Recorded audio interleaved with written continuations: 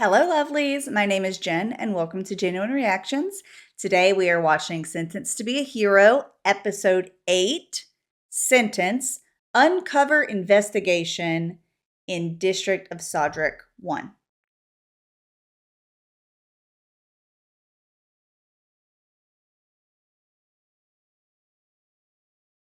It's the first of a two-parter. Okay.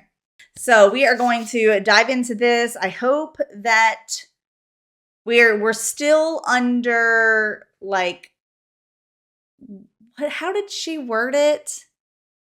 The night girl, the holy night. Why do I not know her name yet? So Kivia. She is our hero, Xylo, and our goddess Terita are on loan to her right now. So I kind of hope that the loan never ends, but Xylo's ex-fiance, even though she doesn't say former fiance, because she's trying to get him, like, redeemed or whatever it was, to where he won't have to be a hero anymore. Given the different evidences that he's gotten over the years of doing this, maybe that can help with stuff. I don't know. But he's killed enough demon lords to be considered, I'm just saying. I think that he should not be a hero.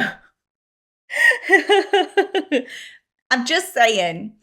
Now, they had mentioned a volunteer hero. Is that our dragon guy, or is that one that we haven't met yet? Because there were a couple of people that, the con man hero, that speaks truth but can't speak truth anymore because he didn't know that truth was true. Anyways, so he mentioned that there were some people they were trying to get whenever they were at the fortress. So I don't know, like, if that was him or not. I don't think. Oh, there was. Okay, so there's the. He's got to be it. He's got to be the other hero. Because no. There were two that couldn't make it. I think it was the dragon one, and then because there was the one guy that they pulled in that was the our long range dude, that they could get, but there were two people. One said no, and then the other was like he was too far away. I think the dragon one was the one that was too far away. But anyways, he could have been the one that said no. So, all right, so we are going to dive into this episode. I don't know what to expect. I just want more redemption for Xylo. I want more people to think that he's amazing. That's what I want. Hopefully they learn more stuff about this guy. I feel like the next few episodes, I feel, are going to just be very, very much a different vibe as the first half of the season, because we're, like, infiltrating and we're trying to do, like, investigation stuff and being all stealthy. And so it's completely different than what we've done so far, but I am looking forward to seeing how they do that. All right. My network of deployed holy knights was gutted, and nearly half of them perished. So they did die. Sounds as if you're implying that we might have a traitor in our midst. Yeah. My sniper unit was massacred. Nearly all of them were picked off. Yeah, that's difficult to do. A sniper unit was picked off? Someone had to know where they were. They're snipers. Like, if they're skilled enough in snipering, I don't know what the active word of that is, but if they're a sniper unit, then they're good at hiding. They're good at being out of the action. Like, snipers are meant for one shot. They're super hidden until they get that one shot, and then their location is kind of known in some situations. I would imagine their location would be known in a world like this that had the magics that it has. So, like, they might even need to, like, move locations and stuff. But they were wiped out before anything started, which means that their locations were given up. So, yeah, there is The guy with the purple eyes, he was like, what are we going to do if we can't even trust our own people? I mean, that doesn't mean you need to ignore the fact that people knew and that you can't trust your own people. Just because it would suck if you couldn't trust your own people doesn't mean you need to sit there and blindly trust them whenever it's obvious you can't. You know, that makes absolutely no sense. So hopefully he could be the demon, and he's someone who's helping the demons be like, oh no, we have to be able to trust each other. If we can't trust each other, da da da da da da, like, and then just trying to get them to blindly trust so that the demon lord, you know, infiltrators can continue wreaking havoc and killing people. So that's what it feels like is happening. This at least warrants an investigation.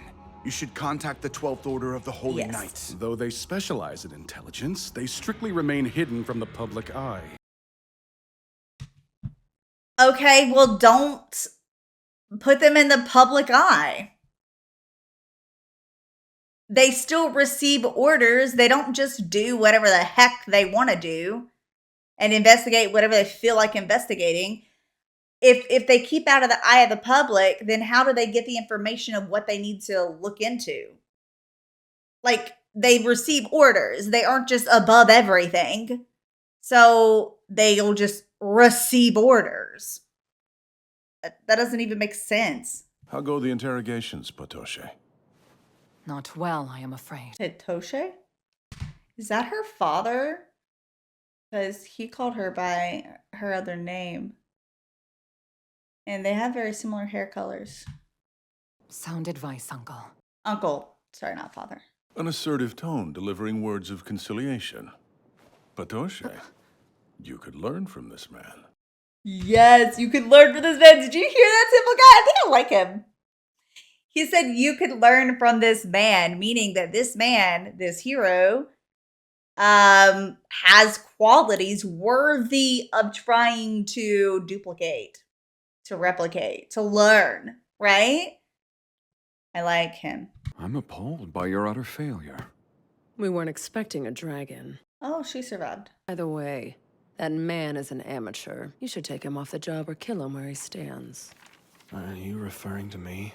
Did she just recommend that them kill the demon lord because he's an amateur? Well, we don't know he's a demon lord. Like I said, he could be a human that's just using the demon lord's blood to empower himself.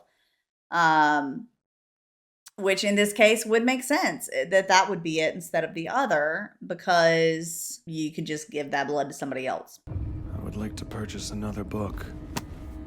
I quite enjoy this writer, Altoyard Komet. He's a rather brilliant poet. Does he like the same poet that the other guy that Xylo likes?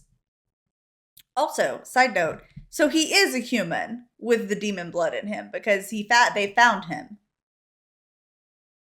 Well, no, he could still be the demon and them not know he is the demon, right? The dress suits you. You're the spitting image of a young noble woman, with a string of suitors fawning over her. I despise empty flattery. You can't compliment your way to my good side. That will never work. I am indomitable. Glad to hear it. What? Oh, she has so many different sides to her personality that we have not seen. Like the first several encounters with her, she was very holy knight, and then she started trusting Xylo and started relying on his knowledge because she knew who he was. And he has commanded, before, and was probably known for the way that he ran his group. So yeah. And then, there's the whole conversation that he had with her while they were at the fortress that really made her start kind of seeing him in a different light, because he wants to prove Terita's worthiness. And then seeing a softer side of him whenever they were in the marketplace and picking out that sword, the little dagger, like treating her, the goddess, kind of like a daughter or a younger sibling. So she saw the softer side of him too. So the side that seeks out true justice, doesn't, wants to protect people, prove their worth to caring and stuff like that. So I can see, how she's gotten close to him, and then all the scouting they did before the fortress, and then now he's like on semi-permanent, for now, loan to her. So I can see how it would make sense for us to start seeing other sides of her. I just wasn't expecting something quite that girly yet, but given the outfit she's in, she probably feels a specific way about it in general. You're a cold nobleman's wife, and you're her secret lover. I'm what? Huh? And you're plotting to get her husband murdered. Any nobles out there you want gone? For good? I love it. While escaping the castle dungeon in which you were... In his original life, he sacrificed his arm to feed a dragon, because that's what that looks like right there. So, which means he wasn't a hero yet. I was thinking that it was when he was a hero and he was like, I'm just gonna get it back, kind of like he did whenever at the very beginning when we met him, like, just let me die, I can be reincarnated. But that was with his original life, where he wasn't going to get that arm back. He told me he'd been locked up in the castle, that he needed to escape. So I swiped the dragon to help him break free. I've heard enough of your lies. Your fantastical assertion that the Crown Prince spoke to you is unequivocally false. He was only 10 or so, and the boy was terrified. He said his family changed.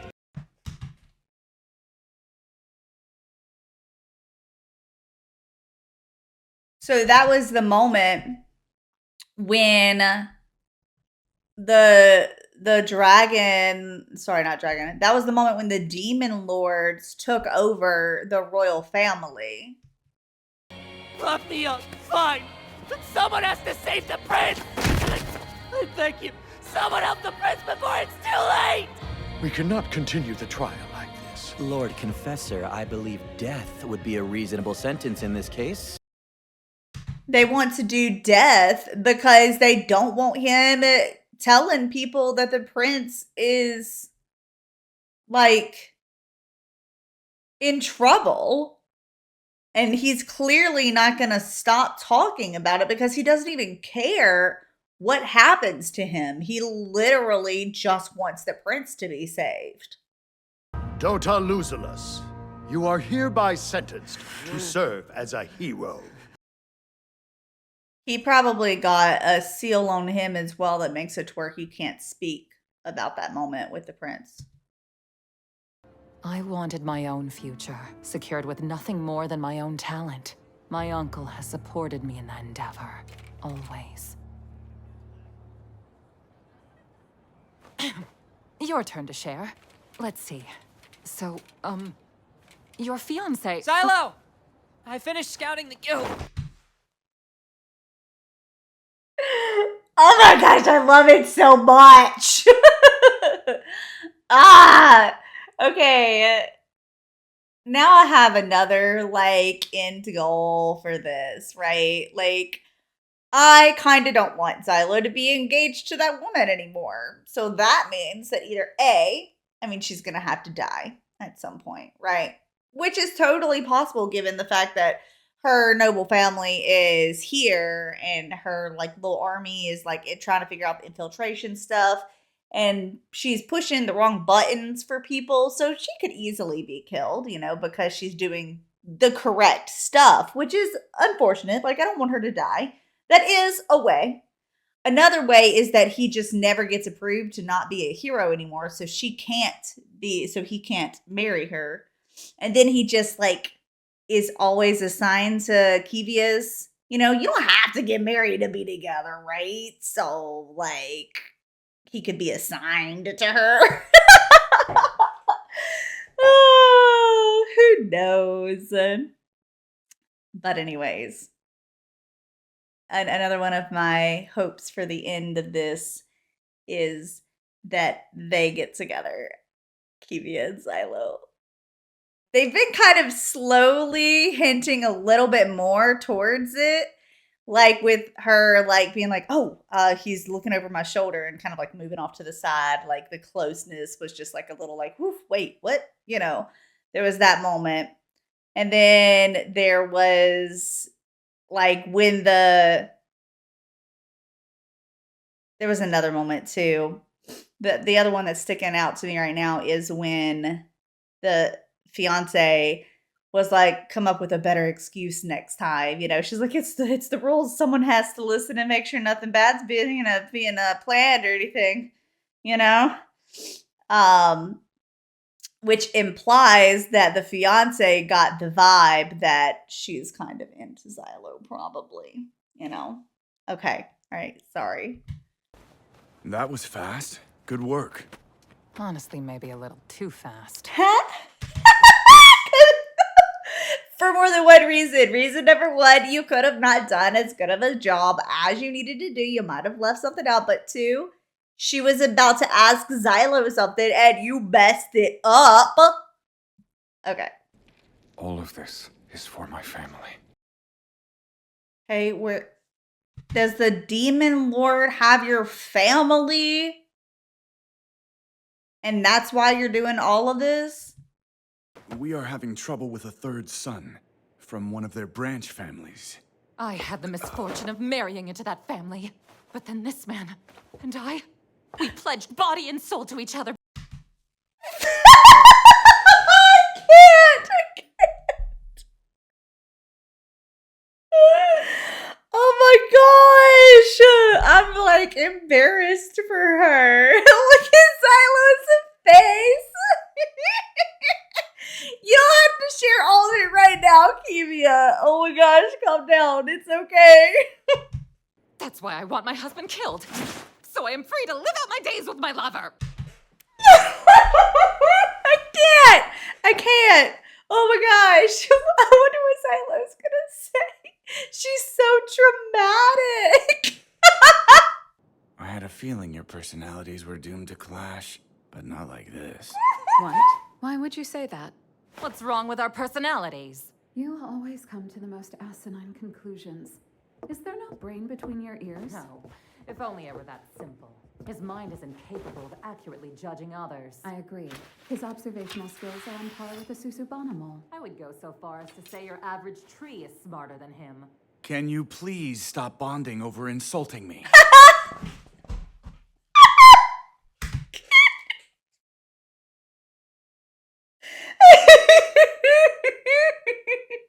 It's like, what do you mean you knew we wouldn't get together? We wouldn't get along very well. Do tell. We don't. And then they're just, oh my gosh, bonding over like.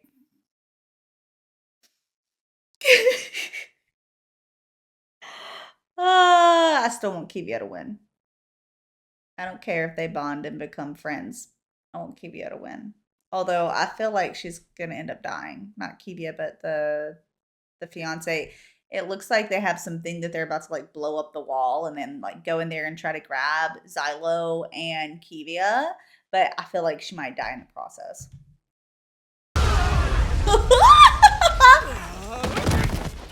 Oh!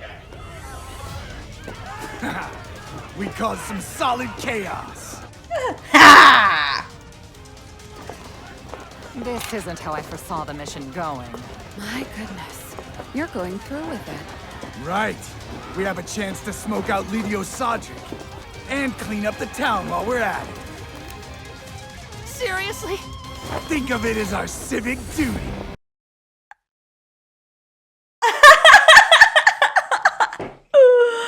Oh my gosh, I love it. Y'all, so much happened. We are looking forward to part 2 coming up.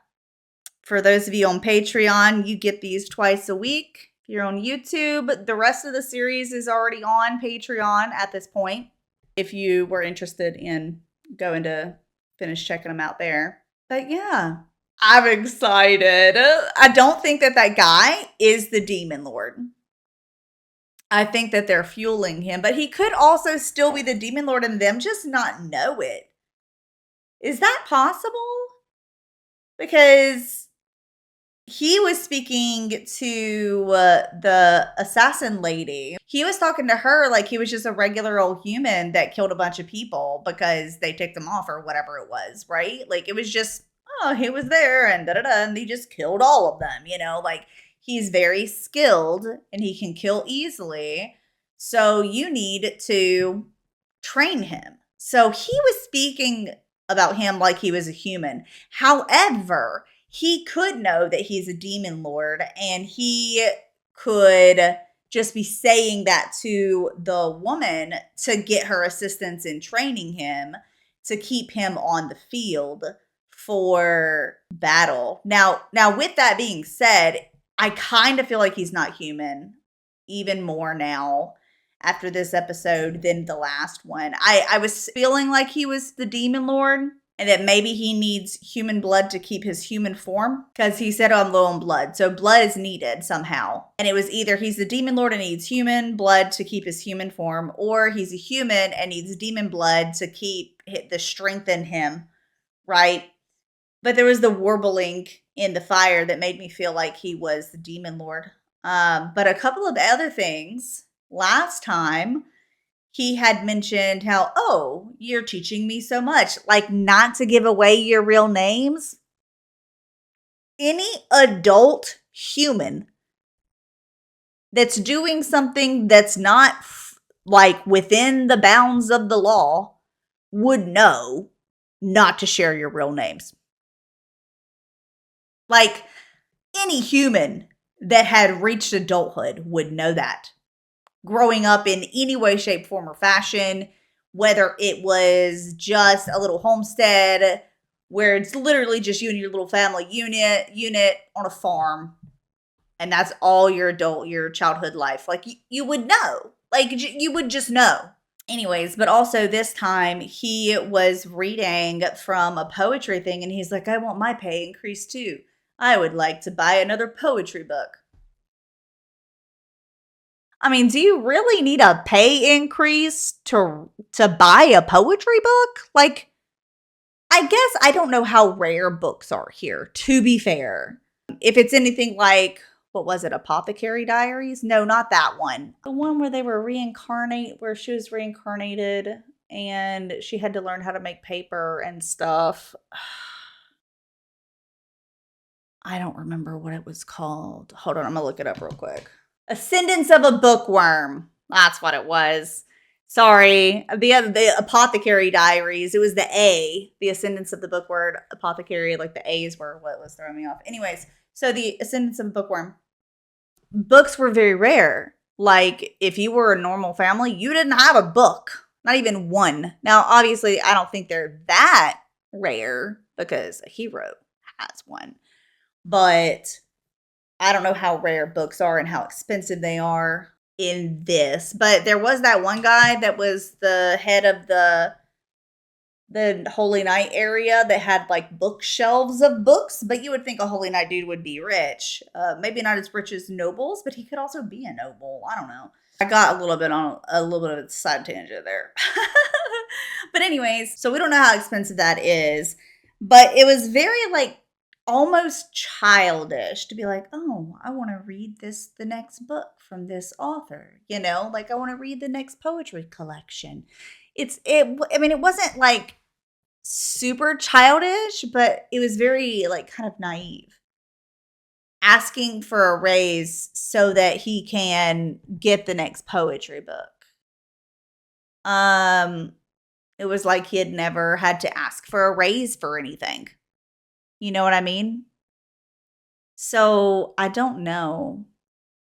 And Xylo was right. The Adventurers Guild is definitely where they needed to start trying to figure out where stuff was going on. Because that place has a lot of different corrupt things going on. Now, the whole like taking in orphans and then training them to like be your own little assassins, like there are all sorts of stories like that, like with thieves guilds. Like thieves guilds usually have several of their members that were orphans on the street that were taken in by the thieves guild. And then so that they could go steal for them, right? But they would have a place to stay and be given food and stuff like that. And then they would go like steal during day, night, whatever. So taking in unfortunate children that just want to survive and then training them to do things for you, that's a very common thing in these types of worlds. I thought that maybe that one girl, like she said big bro or something to him. At first I thought that he really was her brother, but then no, she was just another orphan that he took in. And she probably does feel a familial bond to him because that's just what happens in these types of situations. Children are very easily manipulated into like believing certain things and creating those bonds and stuff like that. They need someone to take care of them, and they look for it. And if they don't have it, then they'll take it wherever they can get it. I think it would be nice if the dragon guy came in to aid, because that did not go down as planned. But Xylo was like, well, we're still going to make it work. We're going to kill all these people. We're going to draw out the guy that we need. It's a different way of drawing them out than we originally intended, but that happens sometimes, Anyways, yeah, so I hope that you enjoyed the reaction, and I'll see you next time. Bye.